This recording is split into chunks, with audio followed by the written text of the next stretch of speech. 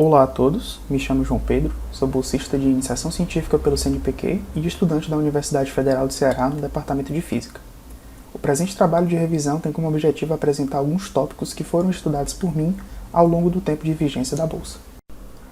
Nesse trabalho, abordaremos como obter o tensor eletromagnético a partir da formulação potencial dos campos elétrico e magnético e a partir dele estudar como as componentes desses campos se transformam entre dois referenciais inerciais.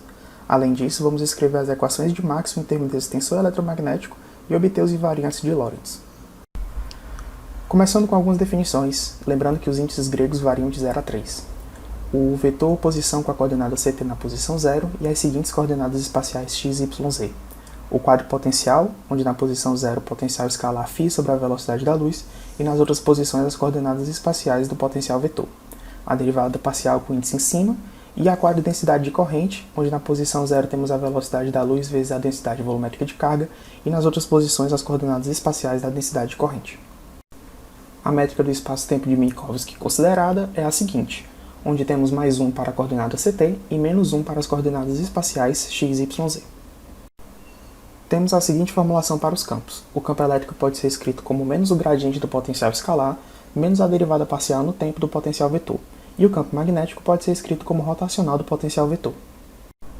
O tensor eletromagnético que buscamos tem a forma Fμ igual a dμi menos dμi. Observe que o tensor é antissimétrico. Ao observarmos como os campos elétrico e magnético foram escritos em termos dos potenciais e comparando com a forma do tensor, obtemos então a sua forma contravariante. Para obter a forma covariante, basta multiplicar pelos elementos da métrica considerada conforme a equação abaixo e obtemos o seguinte tensor covariante. O tensor dual é definido como Gμ igual a 1 meio de epsilon mini gama delta, f gama delta, onde epsilon é o símbolo de Levi-Civita. Convencionamos epsilon 0, 1, 2, 3 ou permutações pares igual a mais 1, permutações ímpares igual a menos 1 e caso hajam índices repetidos igual a 0. Dessa forma, obtemos o tensor dual na sua forma contravariante e, novamente, multiplicando pelos elementos da métrica, obtemos a forma covariante. Agora vamos estudar como as coordenadas dos campos se transformam entre referenciais. As transformações de Lorentz são dadas na seguinte forma matricial. Podemos escrevê-las também utilizando os índices gregos, onde lambda maiúsculo é a matriz de transformação. Temos que beta igual a v sobre c e o fator gama é dado por 1 menos beta ao quadrado elevado a menos 1 meio. Portanto, o tensor Fμ se transforma de acordo com a equação abaixo. Calculando então, vemos que as componentes da diagonal principal permanecem nulas e obtemos as seguintes relações para as outras componentes. Como o tensor é antissimétrico, basta calcular 6 dessas componentes. Logo, cada uma das 6 equações de transformação do tensor que obtemos está relacionada com as transformações das componentes dos campos elétrico e magnético. Calculamos então essas transformações para ambos. E obtemos o conjunto das transformações conforme as equações abaixo. Agora vamos escrever as equações de Maxwell utilizando os tensores encontrados. O par de equações dμi Fμ igual a μ0 Jni e dμi Gμ igual a 0 nos darão as 4 equações de Maxwell.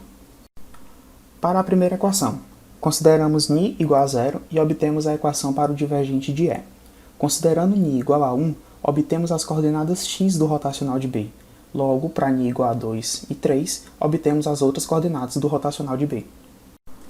Agora, para a segunda equação, consideramos ni igual a 0 e obtemos a equação para o divergente de B. Considerando ni igual a 1, obtemos as coordenadas x do rotacional de E. Logo, para ni igual a 2 e 3, obtemos as outras coordenadas do rotacional de E. Vamos agora obter os invariantes de Lorentz. Pegando Fμ com Fμ, obtemos duas vezes b ao quadrado menos e ao quadrado sobre c quadrado, e isso é igual a menos Gμ. Além disso, se pegarmos Fμ com Gμ, obtemos menos 4 sobre c é escalar b. Lembrando que esse último é um pseudo-escalar devido às transformações de paridade. Vamos agora considerar um exemplo físico. Se no referencial os campos A e B não são nem paralelos e nem perpendiculares, queremos obter uma relação para a velocidade v de um referencial que se move com boost na direção x, tal que nesse referencial eles sejam paralelos.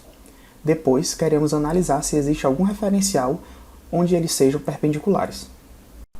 Escolhemos os vetores E e B no plano YZ do referencial S, onde eles não são paralelos e nem perpendiculares, da seguinte forma, e escrevemos eles em termos de suas coordenadas.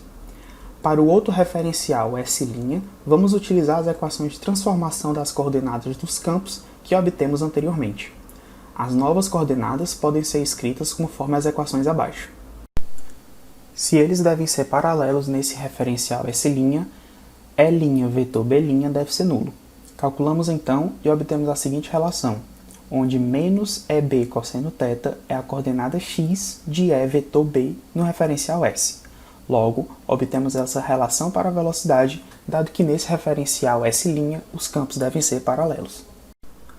Agora vamos verificar se os campos poderiam ser perpendiculares em algum referencial. Para isso, fazemos E' escalar B' igual a zero. Obtemos então que isso é verdade apenas se V igual a C, o que não é possível, uma vez que o fator γ se tornaria infinito, e como as coordenadas de E e B são reais e finitas no referencial S, elas também devem ser em S'.